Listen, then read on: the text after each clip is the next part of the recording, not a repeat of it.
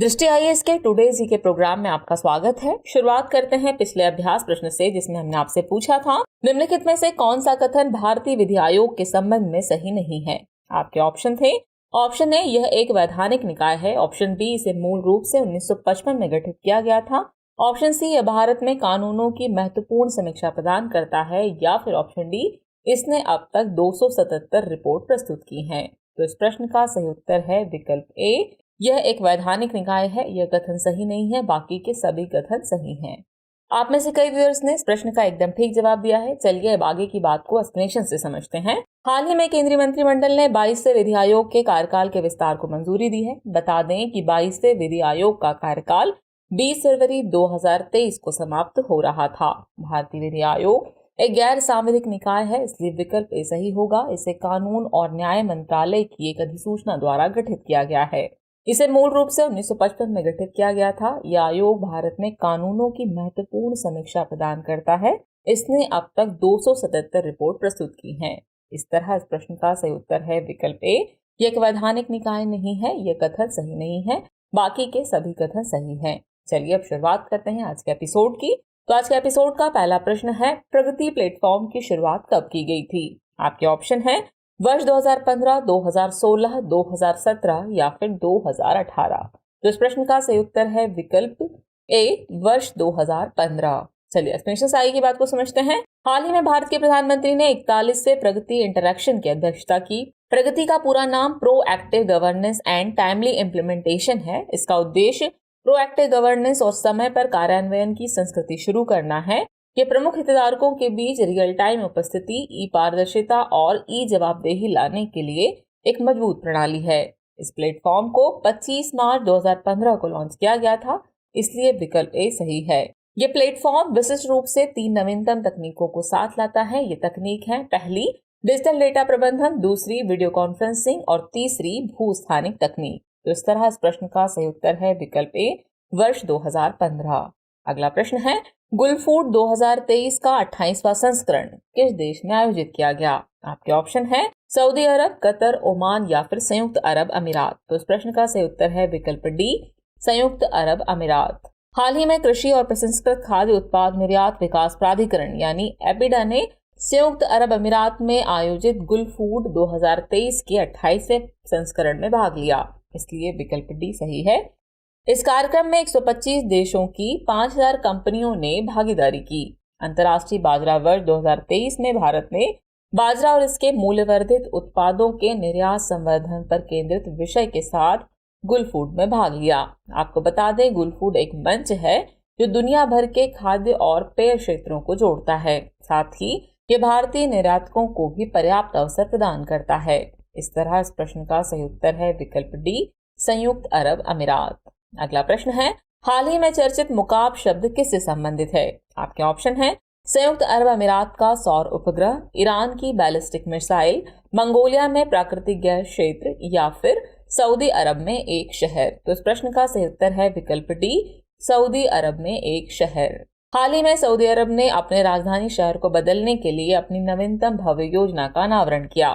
Riyadh में प्रस्तावित इस नई परियोजना का नाम मुकाब है, जिसे अरबी में घन कहा जाता है। ये न्यू मुरब्बा प्रोजेक्ट के केंद्र में विकसित परियोजना है।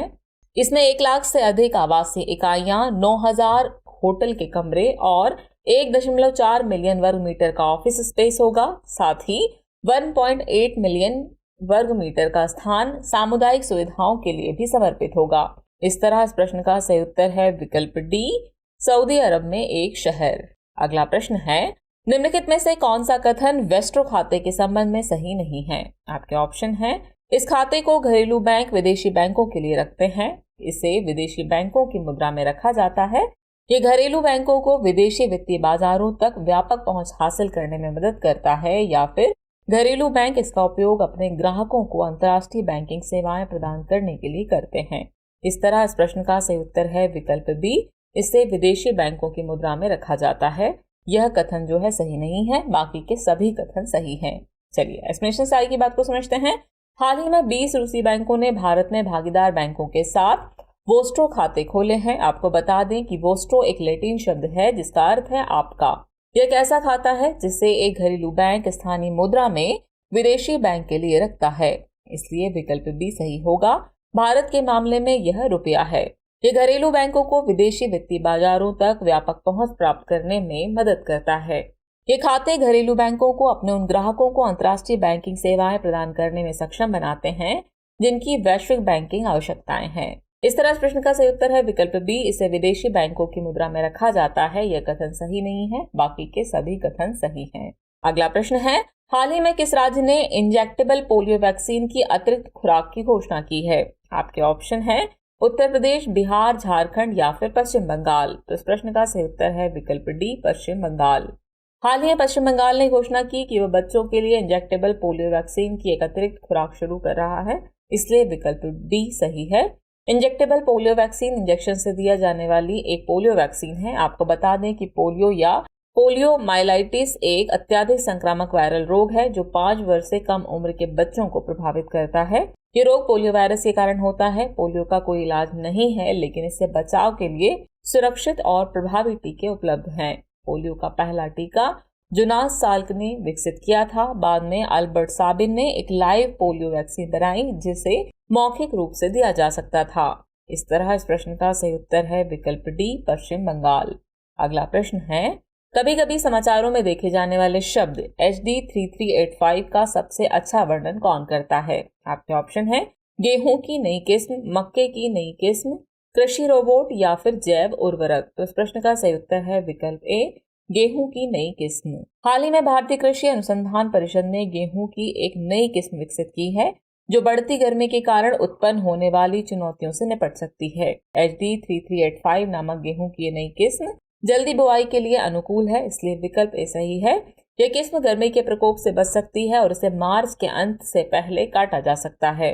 भारतीय कृषि अनुसंधान संस्थान ने पौध किस्म और किसान अधिकार संरक्षण प्राधिकरण के साथ HD 3385 को पंजीकृत किया है। इस तरह इस प्रश्न का सही उत्तर है विकल्प ए, गेहूं की नई किस्म। अगला प्रश्न है, हाल ही में चर्चित F इंडेक्स किससे संबंधित है? आपके ऑप्शन है artificial intelligence summit, Africa Bharat प्रशिक्षण अभ्यास, वैश्विक खाद्य सुरक्षा शिखर सम्मेलन या फिर ऑस्ट्रेलिया भारत सैन्य अभ्यास। तो इस प्रश्न का सही उत्तर है विकल्प बी, अफ्रीका भारत प्रशिक्षण अभ्यास। Africa Bharat field training exercise यानी अफ इंडेक्स का दूसरा संस्करण इस साल 21 से 30 मार्च के बीच आयोजित होने वाला है, इसलिए विकल्प बी सही है। पुणे में स्थित भारतीय सेना का विदेशी प्रशिक्षण नोड भारतीय सेना और कई अफ्रीकी देशों की सेनाओं को शामिल करते हुए एक बहुराष्ट्रीय सैन्य अभ्यास की मेजबानी करेगा। इस अभ्यास का उद्देश्य शांति स्थापना कार्यों की योजना और संचालन में भाग लेने वाले रक्षा बलों के कौशल को सुधारना है। बताते चलें कि एफ इंडेक्स का उद्घाटन संस्करण मार्च 2019 में आयोजित किया गया था। इस तरह इस प्रश्न का सही उत्तर है विकल्प बी, अफ्रीका भारत प्रशिक्षण अभ्यास। नेक्स्ट क्वेश्चन, हाल ही में सुर्खियों में रहा ऑपरेशन लिम्पिड किस देश से संबंधित है? आपके ऑप्शन है कनाडा, रूस, जापान या फिर भारत। तो इस प्रश्न का सही उत्तर है विकल्प ए, कनाडा। हाल ही में कनाडा की सेना ने कहा कि उसने आर्कटिक में चीनी निगरानी प्रयासों के साक्ष्य खोजे हैं। कनाडाई सेना ने ऑपरेशन लिम्पिड के हिस्से के रूप में इस निगरानी का पता लगाया है। ऑपरेशन लिम्पिड कनाडाई सेना का एक मिशन है, इसलिए विकल्प ए सही है। यह भूमि, समुद्र और वायु डोमेन की निगरानी करके देश की सुरक्षा के लिए खतरों की पहचान करता है। इस तरह इस प्रश्न का सही उत्तर है विकल्प ए यानी कि कनाडा। अगला प्रश्न है, I2U2 समूह के संदर्भ में निम्नलिखित कथनों पर विचार कीजिए। कथन 1 है यह 2010 में अस्तित्व में आया। कथन 2 है भारत इस समूह का सदस्य नहीं है।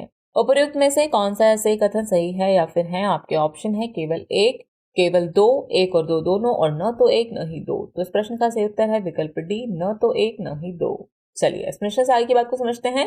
हाल ही में संयुक्त अरब अमीरात के अबू धाबी में I2U2 बिजनेस फोरम का उद्घाटन किया गया था। I2U2 समूह भारत, इजराइल, संयुक्त अरब अमीरात और संयुक्त राज्य अमेरिका का एक समूह है, इसलिए कथन 2 सही नहीं है। इसकी शुरुआत अक्टूबर 2021 में इजराइल और UAE के बीच अब्राहम समझौते के बाद हुई थी, इसलिए कथन 1 भी सही नहीं है। इस प्रकार इस प्रश्न का सही उत्तर विकल्प डी होगा, यानी न तो 1 न ही 2।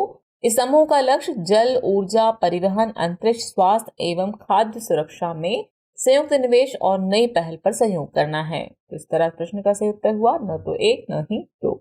चलिए अब हम पहुंच गए हैं एपिसोड के अंतिम प्रश्न पर। तो अंतिम प्रश्न है, निम्नलिखित कथनों में से गलत कथन की पहचान कीजिए। आपके ऑप्शन है भारत ने 2020 में मातृ मृत्यु दर की दूसरी सबसे बड़ी संख्या दर्ज की। 2020 में भारत की मातृ मृत्यु दर 103 थी। वैश्विक स्तर पर 2020 में अनुमानित 2,87,000 मातृ मृत्यु हुई और सूडान ने 2020 में उच्चतम मातृ मृत्यु दर्ज की। तो इस प्रश्न का सही उत्तर है विकल्प डी। सूडान ने 2020 में उच्चतम मातृ मृत्यु दर्ज की। यह कथन गलत है, बाकी के सभी कथन सही हैं। चलिए एक्सप्लेनेशन देख लेते हैं। हाल ही में मातृ मृत्यु के रुझान पर संयुक्त राष्ट्र की एक रिपोर्ट जारी की गई। इस रिपोर्ट के मुताबिक भारत ने 2020 में मातृ मृत्यु दर की दूसरी सबसे बड़ी संख्या यानी 24,000 के आसपास यह आंकड़ा था दर्ज की है, जबकि सबसे अधिक मातृ मृत्यु दर यानी 82,000 का आंकड़ा नाइजीरिया में दर्ज किया गया। इसलिए विकल्प डी सही होगा।